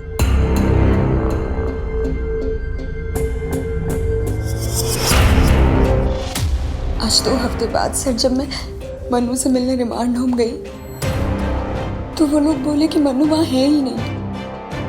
सर वो लोग झूठ बोल रहे हैं। मतलब? सर मुझे कुछ समझ नहीं आ रहा है। मैं खुद मनु को वहां छोड़कर आई थी सर, और अब वो लोग कह रहे हैं कि मनु कभी वहां आया ही नहीं। आप लोग प्लीज मेरे साथ चलिए ना, आप लोग चलेंगे ना तभी वो लोग असलियत बताएंगे कि उन्होंने मेरे मनु के साथ किया क्या है। प्लीज प्लीज चलिए मेरे साथ प्लीज। हम तो खुद आपको नहीं समझ पा रहे हैं। कभी आप अपने बेटे मनु को मीतू का कातिल बताती हैं और कभी इतना कंसर्न शो करती हैं कि जैसे उसके बगैर आप रह नहीं सकती हैं। चल क्या रहा है ये? सर जैसा भी है, पर है तो मेरा बेटा ही ना। ठीक है पूजा, इनके बच्चे की मिसिंग कंप्लेंट लिख लो, उसके बाद हम रिमांड होम चलते हैं आपके साथ। चलिए। करण, 1 महीने में हमारे थाने के अंदर 7 बच्चों के मर्डर केस और अब ये missing case. This is really sad. Sir अगर बच्चा यहाँ होता तो मैं क्यों झूठ बोलता कि वो यहाँ नहीं है? इससे तो मैं 2 घंटे पहले ही मिला हूँ, और वो भी पहली बार। सर ये झूठ बोल रहा है, जरूर इसने मनु को कुछ किया है। आप लोग मेरा विश्वास कीजिए सर, मैं झूठ क्यों बोलूंगी? मैं और देवेंद्र 3 हफ्ते पहले मनु को खुद यहाँ छोड़ने आए थे। अगर आपको यकीन नहीं होता तो आप देवेंद्र से पूछ लीजिए ना। सर मैं आपसे कह रही हूँ, ना तो आप मेरे पति की बातों का भरोसा कीजिए और ना ही उस चुड़ैल अरुणा की बातों का। कहना क्या चाहती हैं आप? देवेंद्र को पूरी तरह अपने जाल में फंसा कर रखा हुआ है उस औरत ने। वो उसके कहने पर कुछ भी कर सकता है। मनु से तो वो छुटकारा चाहती ही थी, और देवेंद्र से अच्छा इंसान कौन मिलता उसे इस काम के लिए? आखिर जिस इंसान ने अपने बच्चे को मारने से पहले नहीं सोचा, वो अरुणा के बच्चे को मारने से पहले क्या सोचेगा? अपने बच्चे को मारने से पहले नहीं सोचा मतलब?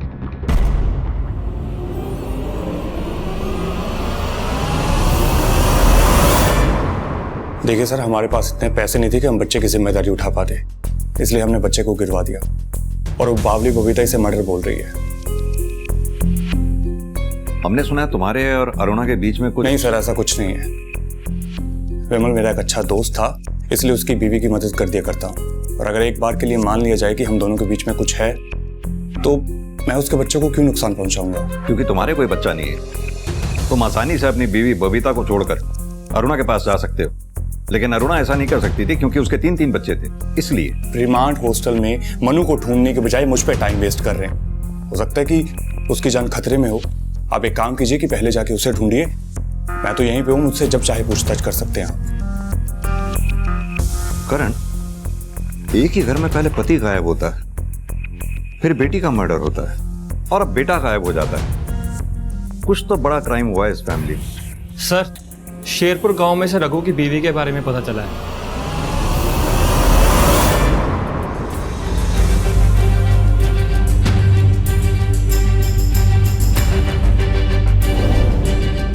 तीन साल पहले हमारी बेटी लाडो की मौत हो गई थी सर। उसके बाद से रघु जैसे बदहवास सा रहने लगा था, इसीलिए उसने 2 साल पहले मुझे और इस घर को छोड़ दिया। तो आपने कभी उसे ढूंढने की कोशिश नहीं की? ढूंढ कर क्या करती सर? मरने के बाद भी लाडो उसे दिखाई पड़ती थी। वो अक्सर उसके साथ बातें करता था, और जब मैंने उसको समझाने की कोशिश की तो उसने मेरे साथ भी मार पिटाई शुरू कर दी थी। मैं क्या करती सर?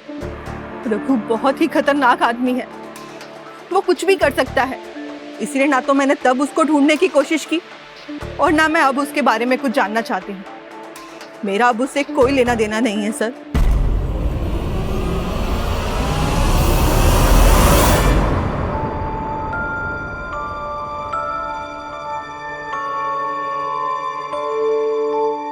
ये कौन है पापा?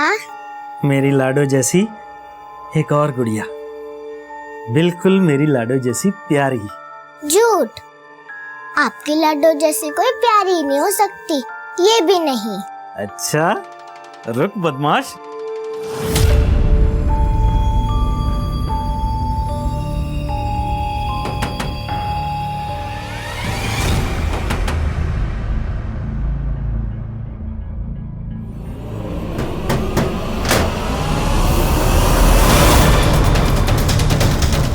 पूरा घर चेक करो।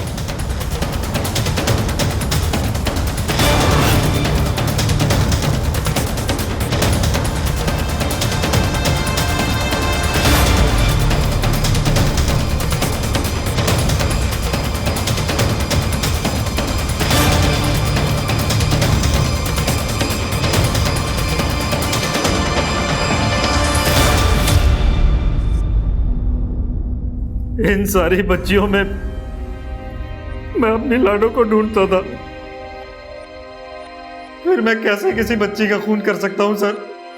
और वो पुराने चप्पल जो तूने अपने घर में छुपा रखे थे, कैसे मैच हुए उन फुटप्रिंट से जो हमें अरुणा के घर की खिड़की के बाहर मिले? हाँ सर, मैं गया था अरुणा के घर।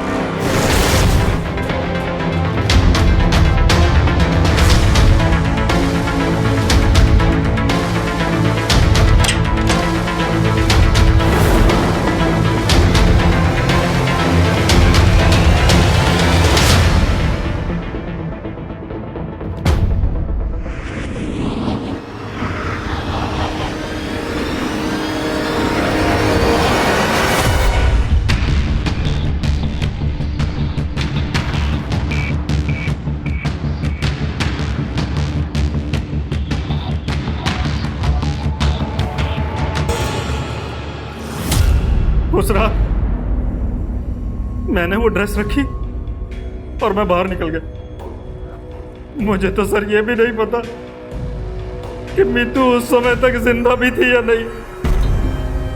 हाँ, मीतू का भाई मनु वो उस समय जाग रहा था सर, उसी ने मारा होगा उसे। उसकी माँ भी यही कह रही थी।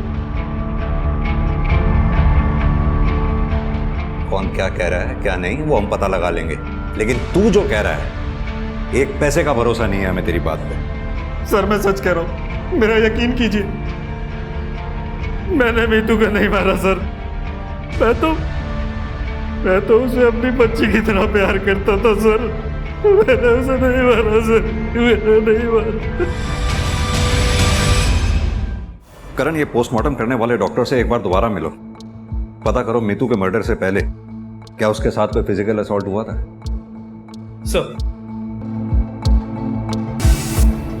हमारे पास मीतू और मनु के केस में सस्पेक्ट्स के तौर पर रघु, देवन की वाइफ बबीता, पड़ोसन जीतो और अरुणा भी सस्पेक्ट है। सर अगर हम ये मान भी ले कि इनमें से ही किसी ने मीतू का मर्डर किया है और मन्नू को गायब किया है, फिर भी विमल का क्या? वो कोई बच्चा तो था नहीं कि हवा में गायब हो जाए। सर क्या ये हो सकता है कि हम विमल को गायब मान रहे हैं, लेकिन वही इस पूरा क्रियाकलाप के पीछे? एक पॉसिबिलिटी हो सकती है ये भी, लेकिन क्या ये विमल इतना शातिर होगा? मुझे डाउट। लेकिन हां, एक बात तो कंफर्म है, इन सब क्रियाकलापों से इस विमल का कोई ना कोई कनेक्शन तो जरूर है। अब पता ये लगाना है इस विमल के साथ साल भर पहले हुआ क्या। ये केस मनु के अजीब व्यवहार की वजह से शुरू हुआ था, मगर पुलिस के लिए टिप ऑफ द आइसबर्ग की तरह साबित हुआ, जो सतह पर कुछ और था और गहराई में कुछ और। इस केस में इतने ट्विस्ट और टर्न सामने आए थे कि ये केस किसी काल्पनिक कहानी की तरह हो गया था। और अब तो मनु भी गायब था, जिसकी वजह से इस केस का पिटारा खुला था। पुलिस के सामने सच तक पहुंचने के रास्ते बहुत कम थे, और जो रास्ते थे भी उन पर केस से जुड़े लोगों ने अपने झूठ के स्पीड ब्रेकर बना रखे थे, जो पुलिस को मनु तक पहुंचने से भी रोक रहे थे। कहीं ऐसा तो नहीं था कि पुलिस ने देर कर दी थी? कोई तो अंदाजा होगा तुम्हें अरुणा। तुम्हारा पति विमल अगर सच में गायब है तो कहां होगा, किसके साथ हो सकता है? देखो, हमें डाउट है इस सबके पीछे तुम्हारे पति विमल का ही हाथ है। मैं विमल के बारे में सचमुच कुछ नहीं जानती हूँ सर। मैं सिर्फ इतना जानती हूँ कि मेरी बेटी रिंकी और मेरी जान खतरे में। आप उसे ढूंढिए सर, आप उसे ढूंढिए। लेकिन तुम्हें मनु पे ही डाउट क्यों है? क्या छुपा रही हो तुम? मैं कुछ नहीं छुपा रही हूँ सर, कुछ नहीं छुपा रही। मीतू के जाने के बाद मुझे यकीन हो गया है कि मन्नू कितना खतरनाक है, इसीलिए मैंने उसे रिमांड होम भेजा था। लेकिन अब वो वहां से भी भाग निकला है। सिर्फ मेरे पास ना अब सिर्फ रिंकी बची है। प्लीज मनु को ढूंढिए सब, प्लीज ढूंढिए, उससे ढूंढिए ना उसे। बेटा रिंकी, क्या कभी तुम्हें तुम्हारे भाई मनु ने नुकसान पहुंचाने की कोशिश की है? कभी मारा या पीटा हो? बोलो बेटा। आप इससे क्या पूछ रहे हैं? ये तो बच्ची है ना। लेकिन मैं आपको बता रही हूँ, आप प्लीज मेरा विश्वास कीजिए, प्लीज।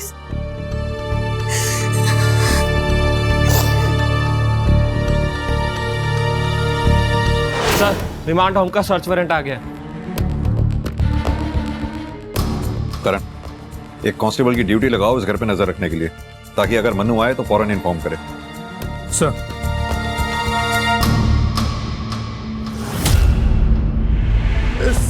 सर अब उस औरत के कहने पे सर क्या कर रहे हैं ये सब आप?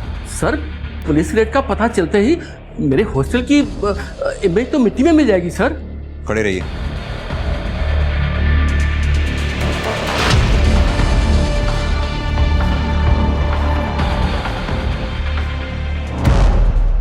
सर, ये देखिए।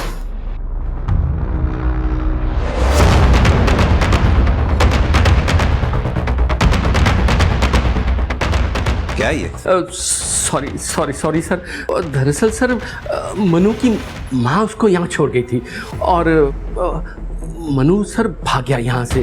हॉस्टल की रेपुटेशन खराब ना हो सर, इसलिए मैं झूठ बोलता रहा। सर वैसे मनु सर हमारे काबू करने की चीज नहीं था सर। एग्जैक्ट लास्ट टाइम बताइए जब मनु यहाँ रिमांड होम में दिखा था। सर कोई 8 दिन पहले। अगर मनु यहाँ से 8 दिन पहले भागा है तो ज्यादा दूर तो गया नहीं होगा, क्योंकि उसके पास पैसे वैसे तो थे नहीं। पैदल चलकर कहां तक जाएगा? एक काम करो, मनु की फोटोग्राफ आसपास के एरिया में सर्कुलेट करवा दो। कोई तो होगा जिसने उसे देखा होगा। जी सर। Excuse me. हेलो। अच्छा, ठीक है सर। एक इंफॉर्मेशन मिली, मन्नू जिस स्कूल में पढ़ता था उसी स्कूल में आदित्य भाटी भी पढ़ता था।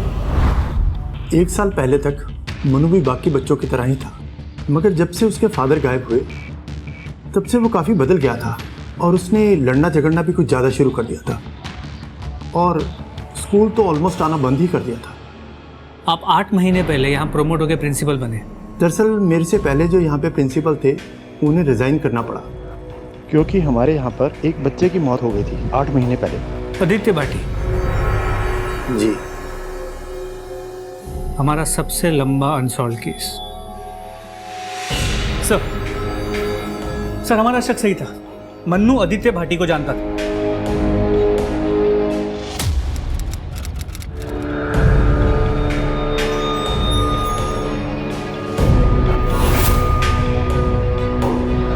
और सर सिर्फ आदित्य भाटी नहीं, 6 महीने पहले एक लड़की गायब हुई थी, प्रिया शर्मा, बाद में जिसकी हमें बॉडी मिली थी।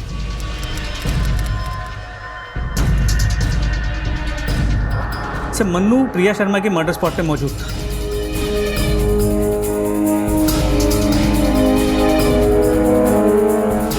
आदित्य भाटी मन्नू के साथ स्कूल में पढ़ता था और प्रिया की डेड बॉडी भी हमें जहां से मिली वो क्राइम स्पॉट मन्नू के घर के पास था।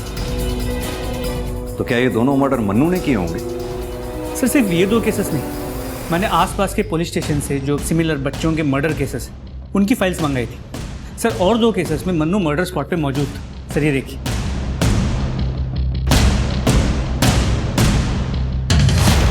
ये तो ऐसा लग रहा है ये मन्नू पिछले 1 साल में जहां जहां भी गया वहां बच्चों की मौतें हुई। और सर हमने दोबारा चेक किया, मीतू के साथ कोई फिजिकल असॉल्ट नहीं हुआ था। तुम पहले से जानती थी इस बारे में कि मनु ने ही मीतू को मारा है? सर मैं तो आज भी यही कह रही हूँ कि मनु ने ही मीतू को मारा है, लेकिन आप जिन बच्चों की बात कर रहे हैं उनके बारे में मुझे कुछ नहीं पता। तुम्हें समझ नहीं आ रहा है क्या? न जाने कितने मासूम बच्चों की जान जा चुकी है, अब तुम ये चाहती हो किसी और के बच्चे को तुम्हारा बेटा मनु मीतू की तरह मार डाले? सर मैं सच में बच्चों के बारे में कुछ नहीं जानती हूँ, लेकिन हाँ ये जरूर है कि मनु ने ही मेरे पति के साथ कुछ किया है। उसने खुद मुझसे कहा था जब पापा वापस ही नहीं आएंगे तो सिंदूर क्यों लगा रही हो?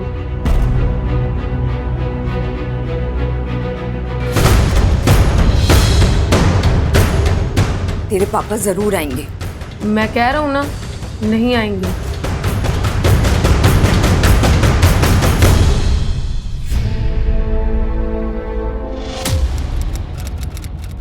तुमने हमें पहले क्यों नहीं बताया? सर मुझे लगा कि बच्चा है, अपने बाप से नाराज है इसलिए ये कह रहा है, लेकिन जब उसने मीतू को...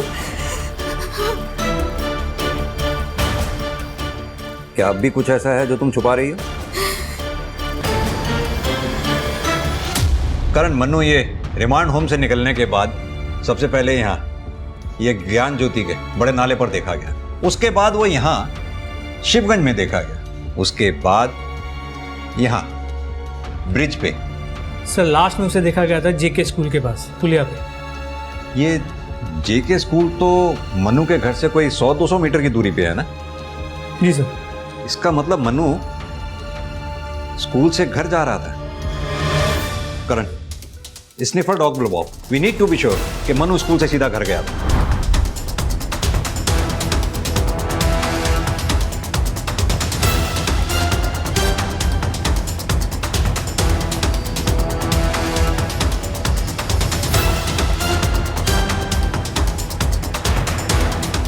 सर लगता है इधर कुछ है, इधर खोदना पड़ेगा।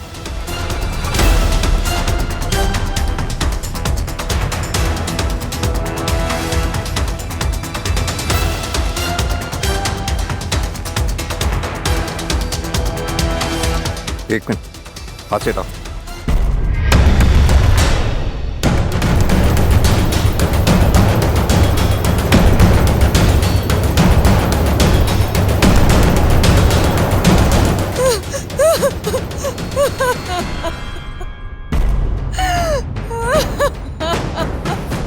सर लगता है इधर कुछ है, इधर भी खोदना पड़ेगा। खोदो।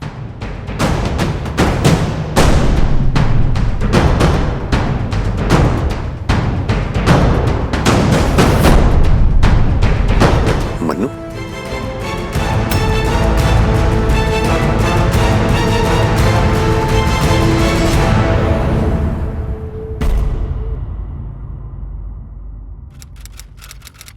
नहीं छोड़ो मुझे। पापा गेट खोलो, मत मारो मम्मी को। पापा गेट खोलो, पापा गेट खोलो। हाँ क्या है, क्यों चिल्ला रहे हो? हाँ जाओ यहाँ से। मनु, इतनी हिम्मत हो गई कि तू अपने बाप पे हाथ उठाएगा? हाँ? मनु मुझे बचाना चाहता था, उसे ये नहीं पता कि विमल मुझे मार के अपना गुस्सा निकाल रहा है। अगर वो मुझे नहीं मारता तो वो खुद और उसकी बहनें उसके गुस्से का शिकार बन अपने बच्चों को बचाने के लिए। मैं विमल की मार सहती रही कि जैसे जैसे मनु बड़ा होता गया उसे बर्दाश्त नहीं होता था कि विमल दिन में मुझे पीटता है और रात को मेरे साथ। विमल को रोक नहीं सकती थी और मनु को समझा नहीं सकती थी मैं। काश के इन दोनों में से कोई एक काम तुमने किया होता तो मनु अपने पिता को गोली नहीं मारता। विमल की डेड बॉडी से जो बुलेट हमें मिली तुम्हारे घर से जो गन हमें मिली थी उससे मैच करती है। हम ये भी जानते हैं तुम्हें पता है अपने पति की हत्या के बारे में। जी, मनु जब रिमांड होम से भागकर वापस आया था तब बताया था उसने।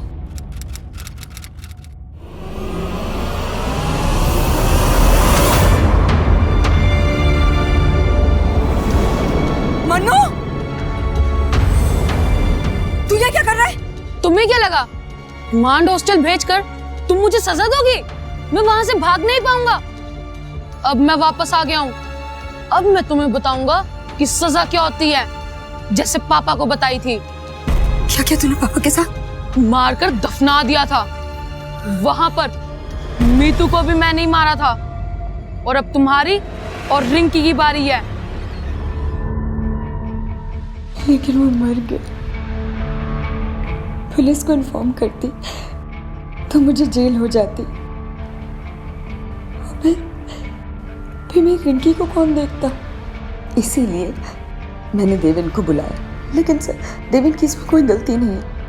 अरुणा, तुम्हें ध्यान है तुमने एक बार कहा था कि मनु ने तुमसे कहा था कि विमल लौटकर नहीं आने वाला है। काश कि तुमने उस वक्त अपने पति की गुमशुदगी की रिपोर्ट यहाँ लिखवाई होती, या फिर मन्नू के ऊपर जो तुम्हारा डाउट था उसके बारे में तुमने हमें बताया होता, तो भी हम उन बच्चों की जान बचा पाते जिन्हें बाद में मन्नू ने अपना शिकार बनाया। मन्नू ने जो किया सो किया, लेकिन तुमने जो किया उसे हरगिज सही नहीं ठहराया जा सकता, बिल्कुल भी नहीं। सजा तो तुम्हें भुगतनी पड़ेगी, और तुमसे ज्यादा सजा भुगतेगी तुम्हारी अपनी बेटी रिंकी, जो अब आश्रम में बिना माँ बाप के जिंदगी भर रहेगी।